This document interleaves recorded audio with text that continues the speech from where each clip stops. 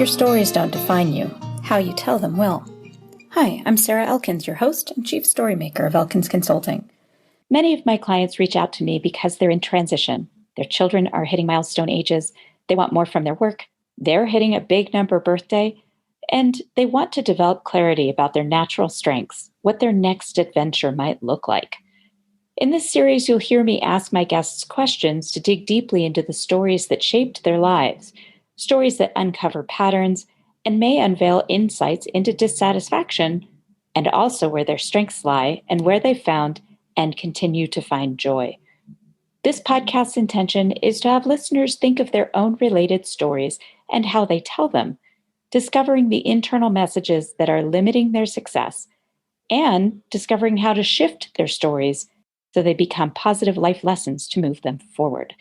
If you're curious about what it would be like to work with me, visit elkinsconsulting.com and schedule a one-time 90-minute StrengthsFinder session. Very few things scare me. Regret is one. Last week, I had the opportunity to be interviewed for two different podcasts, The Morning High Five, hosted by Amanda Lund, and The Impactful Leadership Show, hosted by Greg McDonough.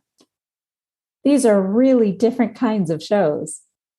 Morning High Five is a high-energy show committed to getting our day started with a positive, can-do message. And The Impactful Leadership Show is exactly what you'd think. Greg interviews a variety of high-impact leaders, asking them questions about the common misconceptions around leadership, things maybe they didn't realize until later on in their leadership journeys. I highly recommend both shows. They're hosted by curious, thoughtful people, and they make a positive difference in the lives of the people who listen to them. They do a fabulous job in very different ways. So surprisingly enough, as I reflected on the two interviews after, I realized a common theme had emerged: avoiding regret. I've been a story maker for most of my life, taking risks, having adventures, making sure I spend my days with intention. And I didn't realize this until recently, that avoiding regret has been a thing I've been doing since I was 19 and decided to spend a semester as a study abroad student in Australia. I was broke. I worked 2 jobs that summer before I left so I could afford to go. And when I got there, I did odd jobs for cash.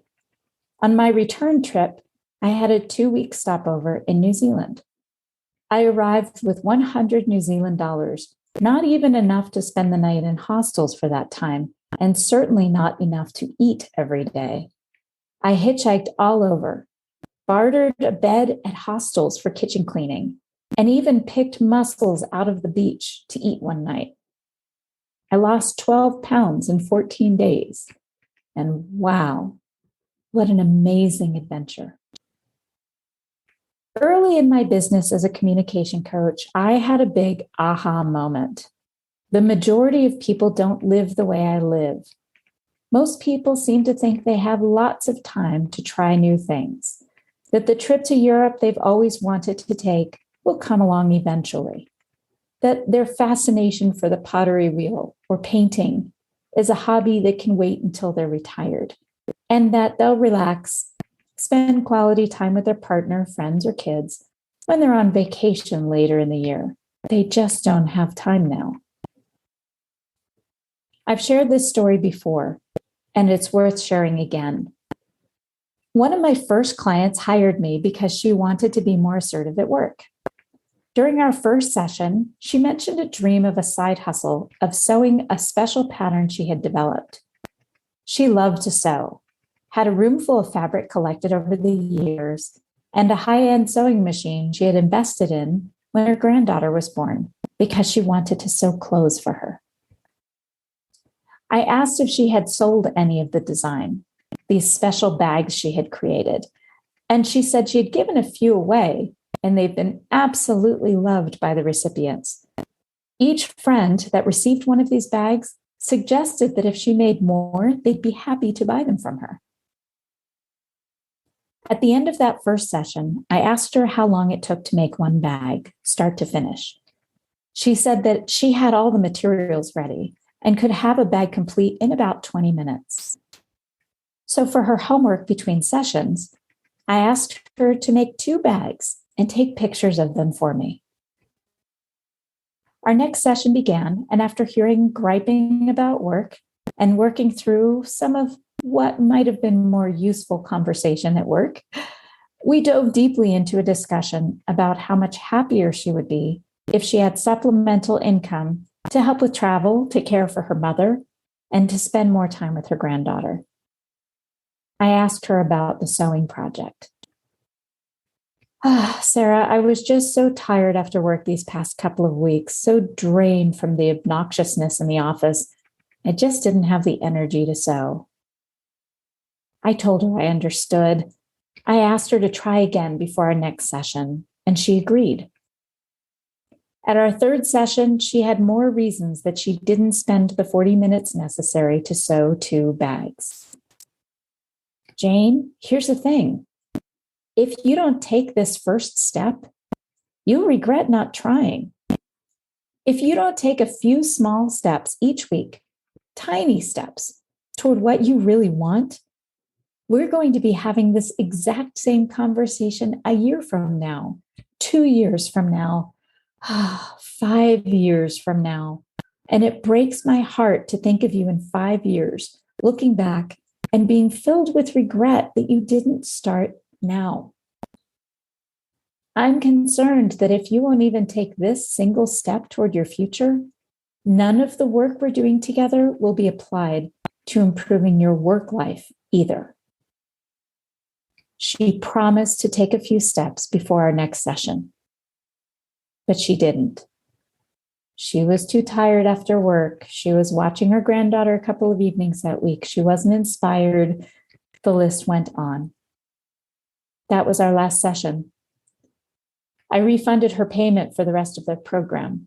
I knew neither of us were going to get what we wanted out of the relationship, that my attempts at encouraging her weren't going anywhere. I asked if she wanted a referral for another coach, someone that maybe she'd have more success with, and she turned me down. As far as I know, she hasn't started that business of making those amazing bags. During my 2 interviews last week, that was the memory that came back to me. It made me sad. So for the morning high five, I said, some days it's hard to be motivated. I get it. It's those days that I choose to take small steps to avoid future regret. I do a couple of things that have the potential to bring me future income, and maybe something that has the potential to keep my relationships strong into the future. Simply put, I take a few small steps that my future self will thank me for.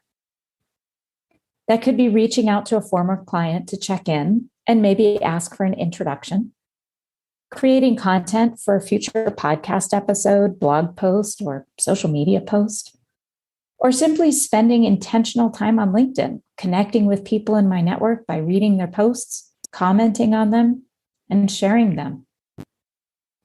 And for a relationship, I might just make a special dinner for my husband, knowing that my future self will be grateful that I invested my time on our relationship.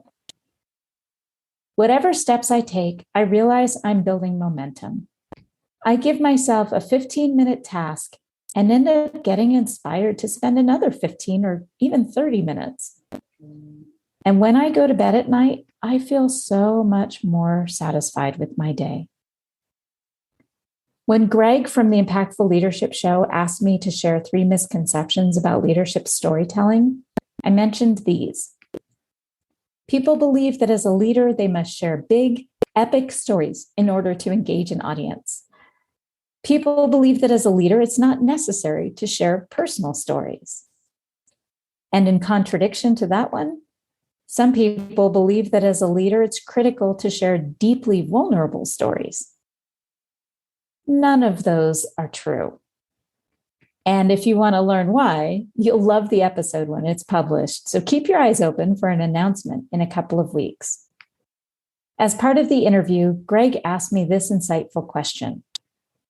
It's great to look back to find those pivotal leadership moments and collect them. I love that idea. But what about every day? What about present day? That's when my memory of that client came rushing back to me. I said, absolutely, Greg. Everyday activities are your future stories. That's why it's so important to be fully present. So you catch them when the most meaningful moments are right in front of you.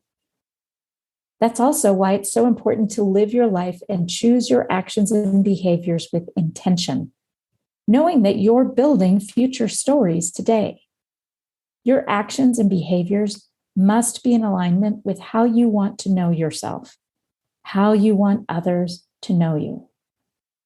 So when you're driving your 13-year-old to soccer practice and your head just isn't in the moment, you become aware quickly because that 13-year-old will drive herself pretty soon. That 13-year-old will be out of your house before you know it. That precious moment will be lost. Is this distracted person the one you want her to know? Friends, if there's one thing you remember from this episode of the Your Stories Don't Define You podcast, one thing you choose to take action on, make it this. Take small steps every single day to avoid future regret. Take small steps every single day that your future self will thank you for. Thank you.